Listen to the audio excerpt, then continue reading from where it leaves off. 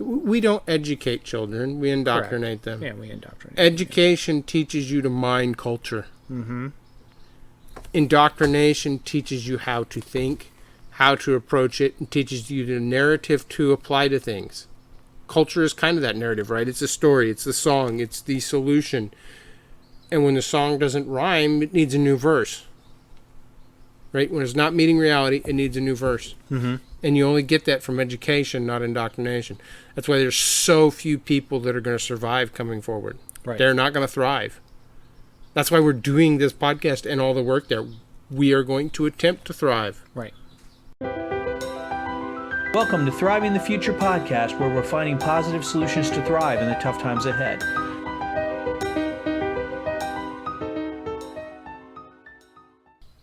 Okay, welcome back to Thriving the Future. So, Perpin, we've been doing this for over 30 episodes now. Yay! And every week we've been consistent. It's all good. Good. Glad it's weekly, because daily would kill me. Yeah, all of the wannabes fell off by the wayside already, but we've outlasted them. Most people don't make it to 30 episodes, right? Yeah, I guess there are podcasts like that. I just, don't end up listening because I know it's going to end too soon. Especially when you listen to stuff on 2 times speed, right? I mean, yeah, or you look at it and they got up to like 10 episodes and then they gave up and it was 2 years ago. So we've got a lot of wins, and we've got a sponsor, the Homestead Journal. Yeah, we're 1 year in on how to build indestructible homesteads. Yes. Good. Love the journal. 1 year anniversary. What's the website of the journal again? Thehomesteadjournal.net. Okay. Basic idea is to provide multiple examples of people doing homesteads, to eventually have many people sending in their information on their wins and their losses. Including the losses is important, because in the losses are the lessons, and the lessons are what get passed on. I don't know how many YouTube videos I have watched where somebody did a project, I go replicate the project, and the thing works for about 2 months and then falls apart, and you're like, okay, and they never come back and tell you it fell apart. Sure. Ever. Because nobody wants to be looking as a failure, because everybody wants to be that successful influencer. Right. Not the journal. The journal is doing pretty much crypto only. Yeah. It's a paid newsletter. The free sign up gets you the current issue. There will be more content coming to those people here. Does it give you the back issues? If you subscribe, yeah. Okay, once you're subscribed, you get all the back issues all the way back too. Right. So you get a full year. At this point, you sign up for the same price that somebody signed up at the beginning. You get the full year. You get the stuff. You get a whole year, plus you get the last year. So you get 2 years worth of stuff. Yeah, you can get 2 years of stuff. Yeah. Sign up in year 3, you get 3 years of stuff. Right. You're just way behind on your reading. So what kind of articles are in the journal? So we have stuff like the aquaponics article. That one's really good. We have the editor, Jules, did a whole series on the Smith's 10 Laws of Homesteading. Right. Which are focused on the things that you have to do to start adopting that homestead mindset so that you can build the indestructible homestead. Sure. If you're building with the wrong mindset, you don't build an indestructible homestead. Right. And Cynthia did the permaculture landscape design. She's got that. Yeah, that's going on in there. We've got. And that was really detailed. I was really impressed by that. I mean, down to the point where, diagrams and everything else. Then we have Ashley doing the health side of stuff, where she's covering different herbs and your different infusion times for the different types of herbs and how to know that, and temperatures, and she's going to cover it all. Good. It's all in there. Yeah, the level of detail in the articles is really impressive. So the journal comes out once a month. You've written articles about tech. You've written articles about the application of some of the things we're going to be talking about tonight, right? Yeah, we're talking capital cultural tonight, and we've talked about culture and fellowship versus community, and some of that in the midst of the digital versus physical space only, all there in that, while teaching people basics about computers and how to do some things like set up IPFS. Right. Great. So the journal is at thehomesteadjournal.net. Last week, we talked about social capital. Social capital is pretty easy to understand. Financial capital, of course, everybody understands. This week They we're gonna, do? Well, they think they do, right? So, Okay. out of all the capitals, Of all the what they capitals, they've at understand. least heard of that one. right? Now, cultural capital is interesting. You said something at the beginning here when we were going through the sponsorship. Is that by sharing your failures, you are propagating that or extending and showing it's okay to fail, right? So that's actually part of building a culture. But the part about showing the failures Uh-huh. is so that people don't make the same mistake. Correct. And that's definitely a part of culture. Yeah, I think the biggest thing that I've seen when I share my failures is our friend at church, right? They're starting a homestead. I gave them a heads up of what I've been doing, and they were really, really surprised that 7 years later, I'm still failing. That I give them my spreadsheet of all of the things that I planted last year, so that they could, as an example, so they can Right. log the stuff they're planting and things and harvesting, and you can see in my spreadsheet that it says like, okay, this failed. Oh, what that failed, and probably 20 to 30% of the stuff failed because I Yeah. either planted it too early or something went wrong. And I think every single one of my apple grafts last year failed because a big wind came through and jostled them enough where they broke the connection. And I've I had tried dogs a new- dig up my tree, and I didn't find it until True. a few days later, right? And you're like, if I would have found it immediately, I might have been able to save it. But no, now it's dehydrated and barely together and is dying, right? And Right. a lot of people tell me I don't have a green thumb like you. And I said, you just haven't killed enough plants yet, Yeah, exactly. right? I have learned to get over killing plants. Plants die. They die quickly. They die all the time. Seed doesn't come up. Right. All that, right? I try and I try and I try. And when one little thing works, I take that and I repeat it. And when that gets kind of messed up, I continue again, right? That's how you get the confidence. That's what culture is about. Culture is about saving all of those. These are the hurdles you will face in life. These are the problems you're going to face in life. And culture provides the answers and the context on how to solve them or navigate them. Because you've propagated that from Okay. person to person or generation to generation. Right. In the Okay. stories, So let's- songs, and rituals, right? Okay, So good. we're going to take a step back, Let's right? take a step back. Because the currency of culture is the songs, the story, and the ritual. But to explain this, we'll look at Italy, right? We look at Italy, everybody thinks of wine and pasta and Spaghetti meatballs. spaghetti balls, right? That is what they think of culturally, along with some other Sure. things like the mafia and romance and Mafia. the Roman Empire, right? Those are all things thought of culture, right? But all of those. I'm sorry, The Godfather was a big movie No, when I was I little, understand. you know? I understand. I just didn't see that coming. Those are all answers to a problem, Right. and those answers are the real culture, right? Wheat grows well. Tomatoes grow well. They came from the New World. They grow well. We have meat and bread mixed together makes us a meatball, which extends the meat for the week, right? All of those things are, how do we take what grows here naturally and seasonally and make food? Right. And these recipes are the best thing we can do with food. The mafia is how we deal with organizing ourselves in a parallel economy to government. Sure. How do we handle conflicts and separate who's allowed to do what to whom, where, and how, right? That's a solution they came up with, right? We'll let everybody else decide whether that's a good or bad solution. Yeah. Those things, it happens in, like, Mexico, right? You go to Mexico, what grows well? Corn, pork, avocados. You have those things, right? So you have the Mexican food, right? Where you've got the corn tortillas, right? Sure. Because corn doesn't make a puffy raised bread well, right? You can kind of get there with cornbread, but it's kind of, cake versus bread. It's a mixed up place, right? It's not just corn. Right.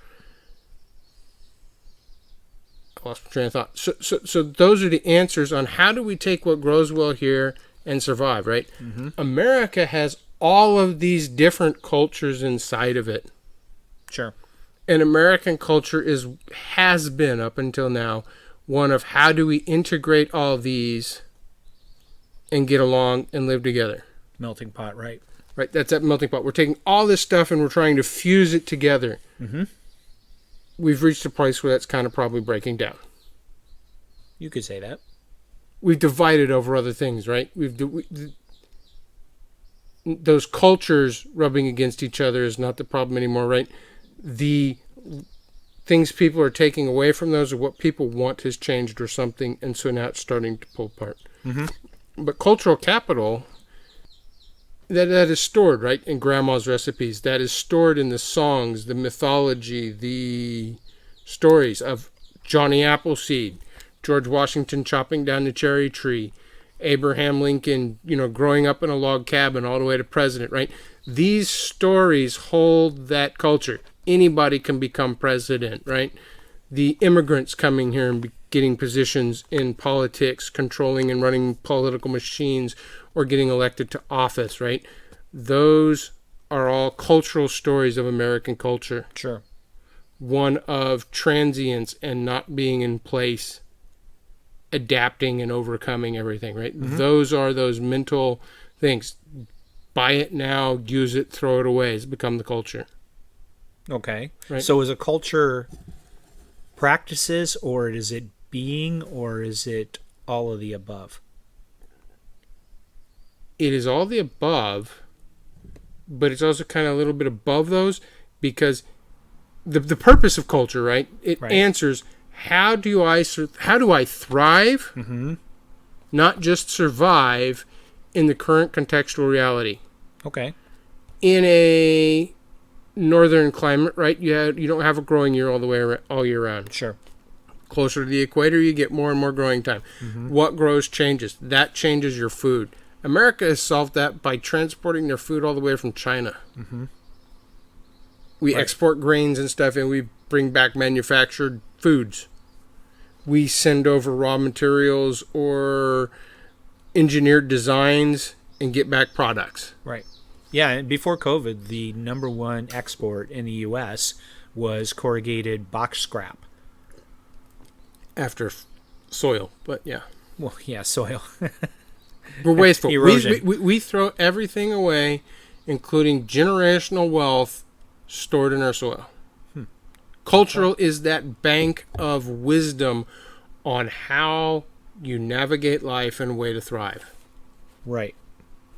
Cultural capital is a working understanding of that. Those things. Knowing those stories. Knowing those songs. Knowing the rituals.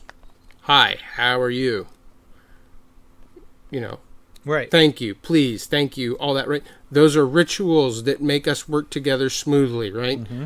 Knowing not to point out cultural differences when it causes a big fight between two people you're standing in front of, right? Right. It's just like you're welcome. And, Right. the response to thank you, right, is you're welcome, meaning we're even. De nada in Spanish. Right. Those rituals. We're zero. We're okay. Right. It was nothing. Right. You don't owe me. That was not big enough for you to pay me back, right? The reciprocalness is encoded in that ritual. Sure. That reciprocity that is encoded in that ritual tells us how to get along. The ritual codifies it so that we can teach it to children, so we can teach it to each other, and so we don't forget that it matters. But we can have a situation where reality is made up. Okay, reality is made up of all the decisions that everybody's made in their life and all those consequences coming into the fore. Okay. Right? That's current present reality. Culture is supposed to tell you how to navigate that. Technology, industrialization, and all that has moved out faster than culture has kept up with. True. And culture doesn't answer the problem anymore. The question facing somebody coming out of high school is, how do I get good employment so that I can raise a family and own a house, right? The answer has been, go to college, get a degree, go work as a doctor, lawyer, or other high-paid person, right? Or get your degree and your employment is secure. Right. Everybody has a degree now, and a degree doesn't mean anything. That doesn't answer the question anymore. It doesn't apply. Right. So the cultural wisdom is becoming unhelpful, right? There's still a lot of stored wealth there. Who will succeed are those that can go back and mine the culture that is there, make it and reapply it to the current context, create stories, rituals, and songs and activities based on that new knowledge, and pass it on to the next 3 or 4 generations. Sure. And we have... And if you can figure out how to codify that process into the mythology and pass that down to a few, then we really succeed. Right, because we've got a disconnect right now with the children, both from the social distancing and in general the way we have a everything's disconnect taught. before that. I understand, but now it's worse. So, Right. Where those stories, those rituals, and those songs aren't passed on, they see that their parents and the generation before them they progressed higher than that, right? That's the progressive. Okay. Not, There are 2 ideas in conflict. There's a lot of Right. ideas in conflict. yeah. there. Okay. Let's take the simpler ones, Sure. right? Social distancing started farther back True. before it was official. Right. It started back when kids were told, go to college, get a good job. I know you want to farm, but go get a good job. Mm-hmm. Save up your money, come back and do this in retirement. That is why you are seeing a bunch of people go out to be homesteaders right now. Mm-hmm. That's what their parents always wanted to do, or that's what their grandparents wanted to do, or that's what they thought they were going to do but never did. Right. And these people go, well, I'm going to go do it because that's what they wanted to do. They wanted to be on a farm. So people are trying to make that happen, and they're trying to be that homestead. Right. But the culture is broken because it wasn't passed grandparent to parent to grandchild. Grandchildren are figuring it out on their own, from each other, from YouTube, from the internet. Mm-hmm. But part of that separation, that social distancing that happened within the family, had ramifications for the way society worked and caused social distancing, which caused social distancing to be okay in the latest round of things, because they were already distanced and it only just reinforced what we already knew was true. It was comfortable for people because they finally were admitting, yes, this is how it is. But in that, we broke the telling of stories. Right. As technology progressed, as things came along, Disney tells us the stories. Correct. Not grandma, Yeah. not mom and dad. Yeah. They don't read us a bedtime story. We watch a movie together. Mm-hmm. When you watch a movie, we used to watch a movie like when I was a kid, and there was a discussion of the movie. During 'Cause or after? Depended, right? You know, once VCRs came in, sometimes during, right? You pause it, so grandma can go to the bathroom, right? Yeah. There's a discussion. Yeah, my wife's family, they always talked all the way through a movie Right. through a TV show, Right. which I found completely, I just couldn't fathom Right. because I wanted to be immersed. You wanted to fully absorb that world, but take that model in, Yeah. and work with it later. Well, yeah, because part of that was escapism. You know, they had it as a culture where they would discuss the movie while it was going on, and most of the time they would mock it. Yeah, And but that's sort of culture and that's sort of not, right? Yeah. That was the routine that they did. Mhm. When everybody's family does that, then it's culture. okay, But because we are now at the point where the movie ends and the next one begins automatically because YouTube autoplay, Netflix autoplay, or the kid won't sit there, right? Mm-hmm. But when we watched a movie, some of us growing up, we went to the theater, we saw the movie, and you didn't see it again. And when your friend asked you about the movie, they weren't going to be able to go home and watch it on Netflix. You weren't going to be able to pull up YouTube and show them a couple clips on your phone. They hadn't seen the trailer. They hadn't seen that, Interesting. right? So you had to retell the story. Interesting. Yes, that's And interesting. then it was, I went and saw it too. Well, you tell me what you remember, right? Oh. And you tell me what you remember. And that was storytelling. right. But now that doesn't happen. We just play the next one, the next one, the next one, the next one, the next one. The closer you get to that is people singing songs Uh-huh. for like Frozen. Right. But with Disney in charge of the thing, we have lost control of the culture. Mm-hmm. It isn't Grandpa saying, you need to learn about the ant and the grasshopper. Go watch the Ants movie. Right. Mm-hmm. And it gets lost because You're engaging a different part of your brain also. You're engaging a different part of your brain, but you know that story is important because Grandpa told you. Mm. But then Grandpa isn't going to explain it right away. Mm-hmm. He's going to say, what do you think it means? Right? He's going to make you engage with the elements of the story, make you think it through. And tell it back to some extent to him. Right. Right? And you're telling it back, right? Uh-huh. But as you tell it to other people, it starts to make more and more sense to you. But as Grandpa quizzes you on the meaning of that, Sure. he also gives you applications of it. Interesting. Okay. Yeah, that's why we have a root cellar. Yeah. That's why we worked so hard when it was 100 degrees. Right. It was terrible, wasn't it? Yes, picking tomatoes in 100 degrees was not fun. Needed to be done. But now that's been into a weeding, mockery where you walk to school uphill 5 miles both ways in the heavy snow, right? That's the joke. Dismiss the cultural relevance of the story. Uh-huh. What's the point of that? The point of it is life could be harder for you, Yes. and you need to realize it. Yes. You need to embrace it, Uh-huh. and you need to learn to suffer. And suffering is normal. And it doesn't hurt as much as you think it's going Correct. to. You can get through it, you can live. Wow. Yeah. Right. If we had that message today, it would We change can't. a lot of stuff. We can't. Well, right. There is nothing for them to connect to and nothing to apply to. Uh-huh. That is why we need to be rebuilding cultural capital. The situation we are in is from a lack of having spent there. We have a debt of Okay. cultural capital, right? Good. We have debt more than we have benefit. Mm-hmm. And those of us with a little bit of that cultural capital need to mine that for the interest out of it and teach people how to apply it again. So how can we do that? What are some of the steps? One, we have to turn off the automatic feed of input, Mm-hmm. slow down, Mm-hmm. and learn to tell stories. Leave space. You got to leave space, right, to think of stories and all that, right? Hmm. But you have to go tell stories, but you're going to have to tell really, really, really engaging stories. Sure. You're going to have to force discussions about what is Frozen really about? Mm-hmm. What does Frozen really mean? Right. Is there any real significance to water having memory? What is it?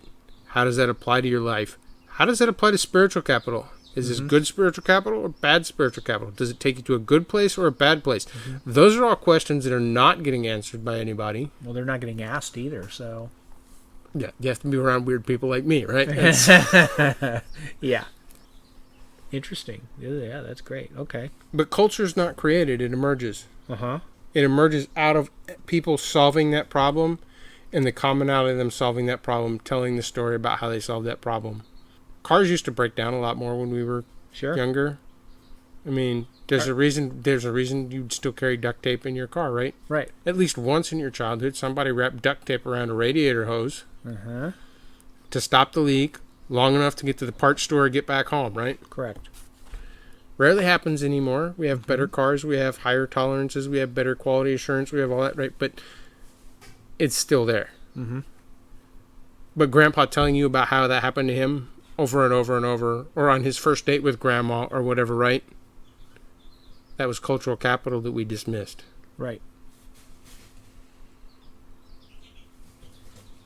You can't do it alone as a person. It takes a community of those, right? When Grandpa tells you that, and Dad tells you that, and Uncle Bob tells you that, and you're over at your friend Jimmy's house, and his grandpa's telling the same story, that's cultural. Because that is the cultural solution to that is you have a roll of duct tape in the trunk, and you come out, and you run that around there, and Yep. you go on, right? Yeah, what's really interesting is when you tell a kid a story and they've heard for the first time something about when their parents were young. Yeah, because it Kids shatters their don't- world. Yeah, the kid's worldview is that my parents have always been parents. They were never kids. Yeah, the present, it has always been this way, and it will never be any other way. Yeah, there is no history. There's only the glorious present where the party exists. Right? Yeah, to quote Orwell. Yeah. Think about what that means. Well, it specifically says all historical references are taken away, all art, all even street names, everything. Right, why? Because it takes away that reference, that culture, those stories. What does that do to the person? It makes them malleable Why? because they have no history, they have no commonality except what the that is it. except what the They have to remain in that childlike state of the present is the only true. oh. My parents were never kids. Oh. It puts you in a position where you cannot put aside childish things Yeah, we've always and been become an aware. adult and take responsibility for your life. Therefore, your only choice is to hand responsibility to the person who wants to control and manipulate gosh. you. Yeah, we've always been at war with Eurasia, right? We've always been at war with Ukraine. We've always been at war with Russia. We have always social distanced. Yeah. It's always been a pandemic. Yeah.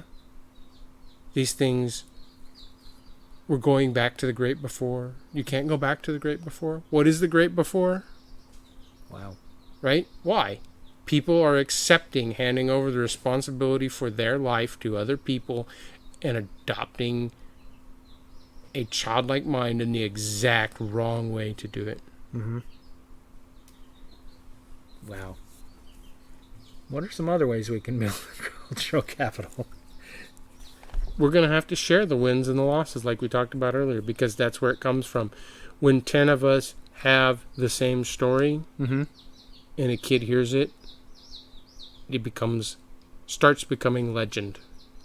Legend builds to myth. Myth becomes a story. It gets used in other stories they tell, right? It becomes a movie. It becomes an element in a movie. It becomes an element in a book. Right. Those over and over and over, multiplied and multiplied and multiplied, build culture. Mm-hmm. The question is, what is reality now? We can't agree on what reality is now, so we can't solve culture right now. We have to agree how to define the problem. What is the problem? Where it is we are going? Where are we? Right. Culture is the map that lets you find those, right? Uh-huh. It's that bank of wisdom you go to. And right now, all that's left is basic problem solving, and that these things are how you pass it on. And every one of us needs to be mining that for those things and how to pull them into our present, discover what reality is, because it's encoded back there. Sure. There are people that talked about it. Most people are ignoring it. Right. Everyone's focusing on the solution, not defining the problem. Mm-hmm. Right. So if we're going to use cultural capital, we need to be examining stories, songs, rituals, not from an application standpoint, but why. We have to answer Chesterton's fence. oh, yeah.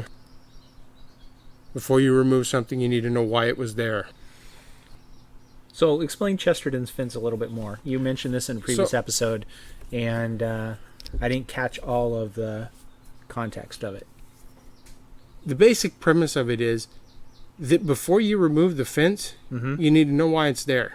So let's say there's a fence between you and me, and we go, well, it's kind of hard for me to hand you tomatoes over the fence to get the eggs back. Sure. Let's take down the fence Why is a fence there? to keep your cow from eating my roses. Yeah. But we took down the fence without asking why. Because the fence has always been there. Right. So when you don't know why something is there, you don't just go removing it. You ask why. There's other things, right? Maybe our fence is only 4 foot tall because what we're keeping out is geese. If we're keeping out a cow, it's got to be taller, right? Right. All these things. We don't just go changing what is there until we have some idea of why. And when somebody comes and asks you, well, why was it there in the first place? and you've got no answer, and you say, but this is better. You can't really answer that this is better until you know why it was there. What was it doing? Why was it doing it? Why was it doing it in that way? This is something that's starting to happen in technology where people come in and go, well, we'll just add this feature. Mm-hmm. Or we'll add this thing. Right. But it changes basic code, right? Mm-hmm. And this code back here, this long history of code, is going to get changed. Sure. And when you change that, you reintroduce all the bugs that were fixed in between. You end up in this that's what it's about. Well, that's what we've done. Right. We've taken culture and said it doesn't apply. Yeah. Because reality and it's not answering the hurdles and problems of reality right now. Right. And since it's not doing that, it's not working. Mm-hmm. But we keep going, well, we'll just change culture. We'll make it a transhumanist culture. We'll make it a utopian culture. We'll all become homesteaders. We'll all go become agorists. We'll all become libertarians. We'll take over this party. We'll take over that party. We'll go fight on Twitter. We'll go, right? But that doesn't work. And we'll go, well, this was the solution from World War I. This was the solution from World War II. Well, guess what? That's the past. It doesn't meet the current context. Correct. We have consequences from World War I and World War II that we are dealing with now. We need to know what happened there so that we can see those consequences, right, so that we don't replicate those. Mm-hmm. We're trying to remove Chesterton's fence by going, this is in the past, it'll work now. Yeah, and history is taught in school, not with the why, unless it's taught dates, it's taught facts. The only time it's taught why is when an agenda is behind it, and it's usually the We don't educate children, we indoctrinate them. Yeah, we indoctrinate. Education teaches you to mind culture. Mm-hmm. Indoctrination teaches you how to think, how to approach it, and teaches you the narrative to apply to things. Culture is kind of that narrative, right? It's a story, it's the song, it's the solution. And when the song doesn't rhyme, it needs a new verse. Right? When it's not meeting reality, it needs a new verse. Mm-hmm. And you only get that from education, not indoctrination. That's why there's so few people that are going to survive coming forward. Right. They're not going to thrive. That's why we're doing this podcast and all the work there. We are going to attempt to thrive. Right. And that's why, even down to the point where replacing our books with electronic books, either on the internet or on Amazon, on the Kindle, which is DRM, you don't truly own it. It can disappear, and then it reinforces the present. Your problem is not that it's digital. Your problem is where you got your book. Sure. Your problem is that you didn't copy and paste the text out of there into a plain text document. These are whole different things, right? Okay. It's not that the digital book is bad. Oh, yeah, true. Okay. I can carry all the books in the world on a thumb drive at this point, right? True, but you engage with a book differently when it's physical rather than when it's electronic. That is true. So maybe some of them do need to be physical. Mm-hmm. Or maybe you need to print some out. Right. Or there's a lot of ways to handle that. This is a cultural problem we do not have the correct answer to yet. Mm-hmm. We don't have culture that tells us how to navigate this hurdle of life. How do we preserve the information to hand on? What format should it be in? You're going to keep physical books. I'm going to keep digital books. 10, 20 other people are going to do different things and do different mixes. Oh, I got both, yeah. No, but right. In 100 years from now, we will know how to navigate that in this context because one thing will emerge as the solution. You can't design this. You have to acknowledge you're going to have losses. Explain why you lost. Mm-hmm. And start again. Over and over and over. You can't design it. You can't pull culture out. You can't build it or create it. It has to emerge from people beating their head against the wall. Okay. Which is really the big problem with us not having culture that answers the problem. Because now we have to go beat our head against the wall. Mm-hmm. So what are clues. What other ways we can build the culture? You can't. We have to watch for what's emerging, right? What is succeeding? We have to start telling each other stories about what's succeeding and what's failing. Okay. Right? That's the closest we can get to building, is to start encoding that information in the rituals and the songs and the stories. We have to become the creators of those. Some of us are not good at it. Some of us are really good at it. Some of us are too much of a realist and can't deal with fiction. But it gets encoded in fiction because you can encode really deep wisdom for kids in fiction. Sure. But for that to work, we're going to have to teach kids how to access real wisdom and not an ice cream cone. A lot of Disney's content is an ice cream cone. Mm-hmm. It's hollow. Sure. Especially when you get to like TV level stuff, right? Mm-hmm.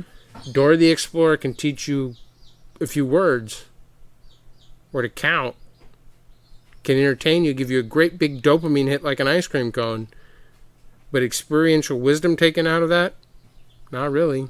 Correct. There's some. The biggest one you can take away is, I could have spent my time better. Or I could have taught my child what real information was so that an ice cream cone doesn't tempt them anymore. Interesting. Okay. We have to reprioritize telling good stories. We have to stop and take the time to tell the good stories rather than plopping kids down in front of a movie and doing it. And people are doing that all over, right? They are homeschooling. They are reading their kids' books again. Mm-hmm. All those things are happening because they looked at history and said, well, this is what you do to make people that function well.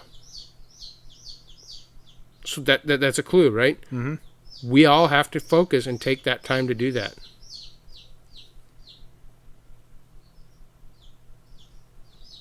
So how do you trade this currency, and then how do you convert it into something else? Well, you convert it into thriving. Right. You trade in it by having the knowledge of those stories, rituals, and songs, and when to apply them. Being able to know what story as grandpa you should tell. You can tell the ant and the grasshopper story, right? Mm-hmm. But you can tell the ant and the grasshopper story when you should be telling the story about the scorpion and the turtle going across the river, right? Right. You have to know which thing applies to the current situation. Okay. And that's how you trade it. You tell the right story at the right time in the right way to the right people when they can hear it. Right. And sometimes you tell them when they can't hear it. Like teenagers. I mean, you go back and relive some of those conversations that you had with people when you were a teenager and you go, I should have listened. Mm-hmm. And all the while the adults are going, that kid won't hear a single thing. That kid can't hear anything. They didn't hear it because we remember the conversation later and go, I should have listened. So sometimes you have to tell people that won't listen the right story at the right time. Right. What about activities as culture? So we've said that Give me an example. We're building culture through workshops. We're building culture through cider pressing festivals. Right. As our small group, right? Those are rituals. Okay. They're information exchange. Mm-hmm. They are that finding the story of what works. Mm-hmm. How many different chicken coop designs do we have going right now? I have something different than you do. Our friends just down the road here have got 3 different designs now. Right. Our friends over east, he's got 2 different designs. Right. We got we're pulling that information from a lot of places, right? All of those things tell us one thing, right? Like linoleum in the floor to try and keep the wood lasting longer. Well, linoleum lasted a year, so maybe we need something else, or maybe we need a walk-in coop is better than another one, right? Mine, the door is too narrow, so getting the shovel full of stuff through when you're cleaning it out becomes a pain. Or the walls are not far enough apart so that you can turn the shovel in there after you're shoveling, right? You just bump into this and you bump into that and you spill the shovel and it makes it worse, right? Correct. At a workshop, we share that information. This doesn't work, this doesn't work, this doesn't work. This does, this does, this does. Good. That goes into each of our next coop designs, right? Mm-hmm. Those stories told to each other. The workshop is the place to tell the stories. The workshop is the beginning of the ritual of doing it. Mm-hmm. It is the connecting with other people and saying, I don't have the answer. Right. And I have to work with other people to find these answers. Mm-hmm. And that's the way in which it's building culture. It's more facilitating the ability of culture to emerge from the situation. I like that. Thank you for listening to the Thriving the Future podcast. Check us out on the web on thrivingthefuture.com. Also, come and join our conversation on Twitter at thrivingthefute, and on our Telegram group. There's a link on the website. This podcast was produced by Scott the Freedom Farmer at freedomfarmer.net. Copyright 2022, thrivingthefuture.com. Join us at the Homestead Journal in living out the classic homesteading ethos on the path towards a simple life that speaks to the heart of humanity. We're an online community embodying and helping our members develop an indestructible homesteading mindset. Become someone who adds walk to the talk and applies proven old world protocols in a modern context. Find us at thehomesteadjournal.net and follow us at thj.net on Twitter.